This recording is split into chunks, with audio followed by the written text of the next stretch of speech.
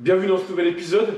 Donc avec Quentin, on a eu un petit souci. On a perdu à peu près 20 à 30% d'une vidéo, donc sur l'obturateur de tout ouvrant. Donc ce qu'on va faire, c'est que là, on va vous faire un condensé. À la base, on voulait sortir deux vidéos. Donc une vidéo sur la pose de l'obturateur de tout ouvrant et une vidéo sur la pose du plancher. Le truc, c'est qu'on a perdu pas mal de rush, donc là, on vous fait un condensé des deux en même temps. J'espère que ça vous plaira et que on va apprendre pas mal de choses. Et que ça pourra vous aider aussi à faire ça de votre côté sur votre voiture. On se retrouve à la fin de la vidéo. Bon visionnage.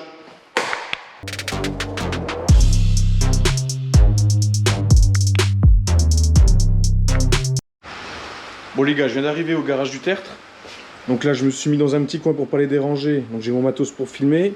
Et puis du coup, on a l'obturateur. Donc aujourd'hui... Aujourd'hui, on va le préparer.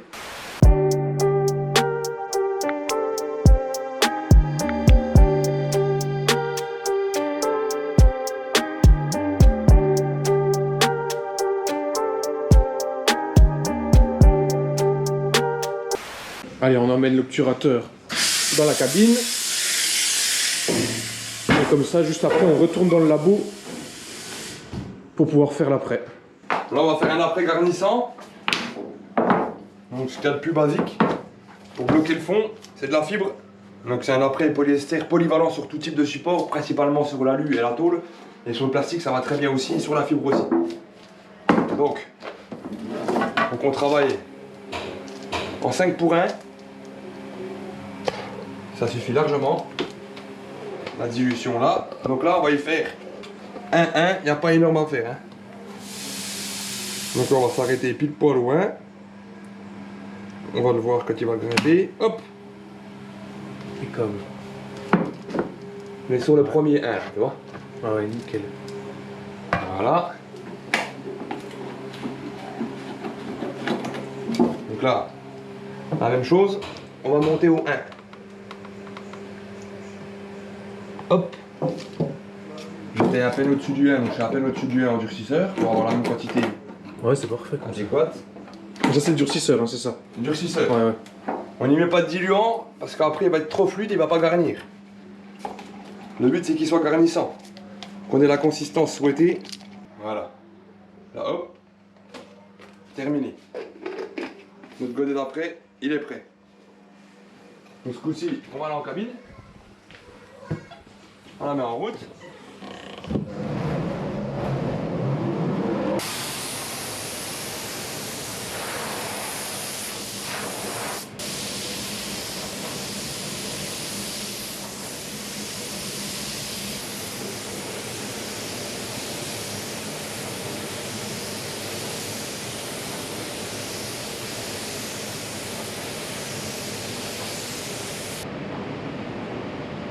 C'est de toute beauté. Donc là, on est à l'étape où on vient poncer l'après. Donc Yoann m'a mis un petit traceur parce que je suis novice là-dessus. Donc moi, je viens poncer au 600 pour enlever ce traceur. Et ensuite, comme ça, on va pouvoir l'emmener en peinture.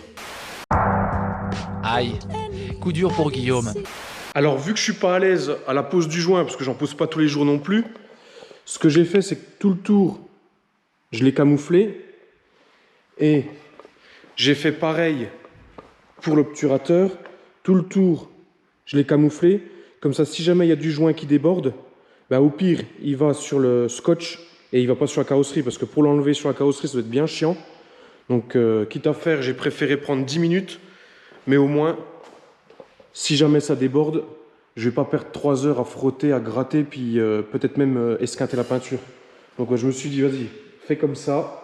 Et là, on va poser la colle. C'est parti, croisez les doigts pour moi.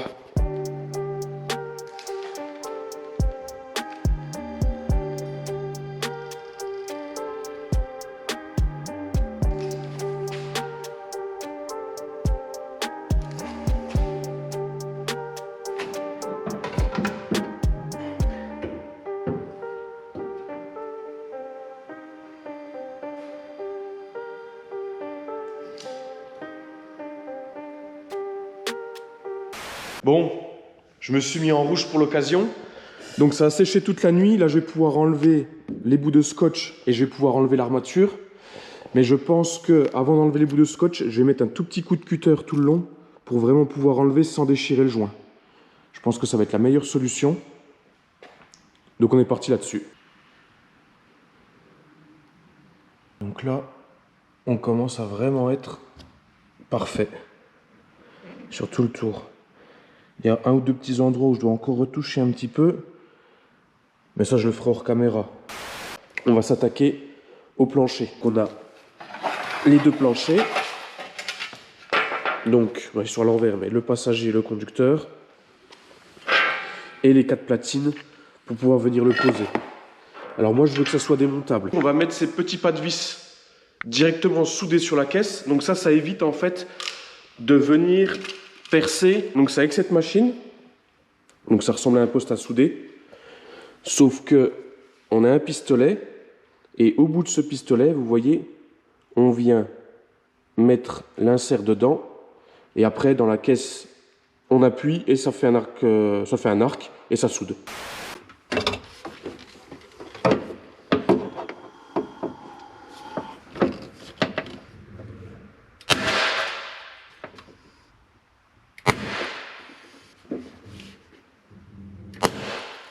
Donc voilà ce que ça donne. Donc pareil qu'un poste à souder, il faut se mettre sur la masse. Et là, on a nos petites tiges qui sont soudées. 1, 2, 3, 4, 5. Là-bas, je ne sais pas encore comment je vais faire. J'essaierai déjà de revisser ici, voir comment ça tient. Si ça tient suffisamment, là-bas, je laisserai comme ça. Si par contre ça va pas, je mettrai un insert, là, j'ai pas le choix. Mais au moins, comme ça, j'aurai qu'un seul trou dans la caisse, au lieu d'en avoir 1, 2, 3, 4, 5, 6. Donc j'ai toujours ça de gagné. Et de l'autre côté, donc on a terminé aussi. Alors, on en a mis un ici. Donc là, ça va dépasser, on mettra un écrou, mais vu qu'on a le siège baquet qui ira par-dessus, ça sera très bien. On a ces deux-là. Et moi, je viendrai percer ici, tarauder, pour venir visser la vis dans le support. Et là-bas, moi, j'ai l'impression que ça vient en dessous de la pédale et que c'est bloqué. Donc pour l'instant, j'ai serré comme ça. Et si jamais ça va pas, ça tremble, et pareil, juste un insert ici. Donc si jamais, au pire des cas, on n'a que 2 trous dans la caisse. Donc un insert ici et un insert là-bas de l'autre côté. Ah, bordel! Ouais les gars, j'ai soudé des pas de vis pour éviter de percer la caisse. Tiens, c'est la merde quand t'es pas soudeur professionnel. À partir du moment où la caisse elle est pas droite, ça vient souder un micro-point sur le pas de vis et à peine tu forces, ça se casse. Donc, les premières idées, on me l'a toujours dit, la première idée, c'est la bonne.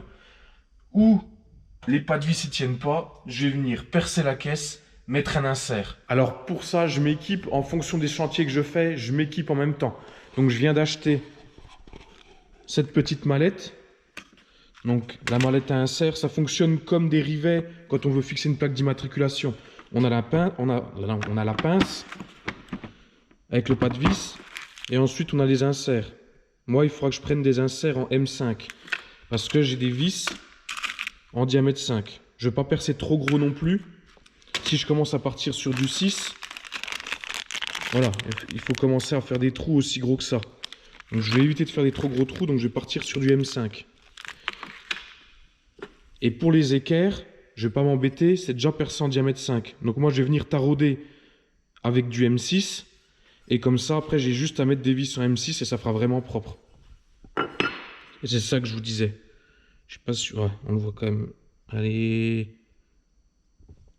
Adieu. Et l'autofocus. Bon bref, on le voit à peu près. Là, la caisse était pas droite. Et c'est venu souder juste sur ce petit point là. Donc forcément, à peine je force, elle plie, elle casse. Et puis ça fait de la merde.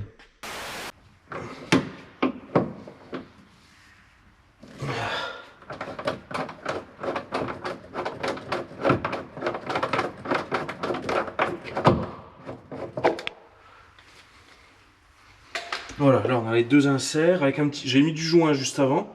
Comme ça on a vraiment du joint avec les plaqués en dessous. Bon, c'est du joint blanc, j'avais pas envie d'acheter du joint noir. De toute façon, après il y a du blackson noir qui va revenir par-dessus. Et puis là on va repeindre après la caisse pour éviter que ça rouille. Donc le joint blanc, du joint noir ou du joint de n'importe quelle couleur, ça faisait l'affaire. Et comme ça, là, l'équerre, elle sera vissée. Et impeccable, on tombe dedans. Il m'en reste encore une à faire ici. Et c'est tout de ce côté. Et de l'autre côté, il y en a une... de l'autre côté, il n'y en a qu'une seule. Donc j'ai 3, 1, 2, 3, 4. J'ai 4 vis qui ont cassé. Bon, ça va. Pour une première sur la pose de pas de vis, soudé, c'est pas mal. Vous savez tous utiliser un mètre. Vous savez tous utiliser une perceuse. Donc je passe très rapidement cette étape. Donc simplement, j'ai positionné mes planchers où ils devaient aller. J'ai fait mes repères. J'ai mesuré pour être sûr. J'ai percé et voilà ce que ça donne. Donc les endroits où mes tiges filetées tiennent vraiment bien, je les ai laissés, surtout là-bas. Ici, bah, d'un côté, on aura une vis, de l'autre côté, on aura un insert. Là, c'est pareil. Et de l'autre côté aussi. Je me suis mis un petit coup d'anti-rouille noir propre, ça fait propre, hein. C'est caché par les planchers. Donc, je vais pas m'amuser à les repeindre en rouge. Je vais les laisser en noir comme ça ira très bien. Donc, comme ça évitera que ça rouille. Et en dessous, dès que je reçois le blackson, voilà, j'ai fait un geste un petit peu obscène. Et en dessous, quand je recevrai le blackson, je remettrai un petit coup de blackson pour éviter que l'eau elle rentre et que ça rouille.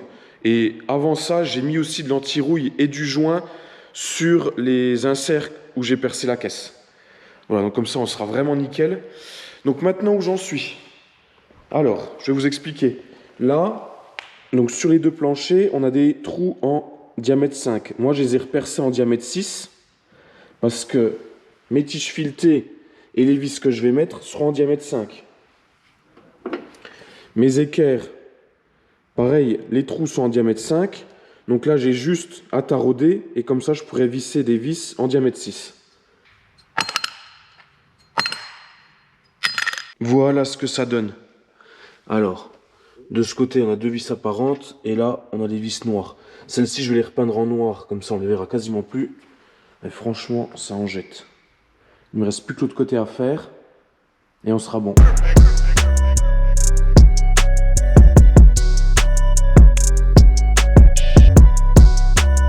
C'est terminé. Rien n'est terminé. Rien. Le pire, c'est qu'il a raison. Quand on voit l'état de la voiture, il reste encore pas mal de travail. Prochaine étape, prochaine vidéo, on remonte le tableau de bord et l'intérieur parce que forcément on ne fait pas du drift debout.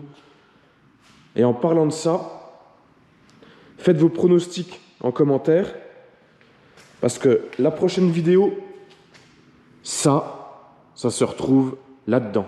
Bah franchement, on a passé un bon petit moment ensemble. Nous, on a kiffé notre vidéo, c'est le principal. Si jamais vous avez kiffé cette vidéo, bah lâchez un petit pouce bleu, abonnez-vous. C'est important pour nous, ça nous motive pour la suite. Dans 2 semaines, on sort une nouvelle vidéo et ça changerait un petit peu de la E46. On rentre une nouvelle voiture. On vous en dit pas plus pour l'instant. Ceux qui nous suivent sur Instagram sauront déjà ce que c'est puisque on est assez réactif sur ce réseau social. Et en story, on aura déjà mis la nouvelle voiture. Donc pareil, abonnez-vous sur Instagram. Abonnez-vous sur Instagram. Il faut que je reprenne mon souffle. Et on vous dit à dans 2 semaines du coup.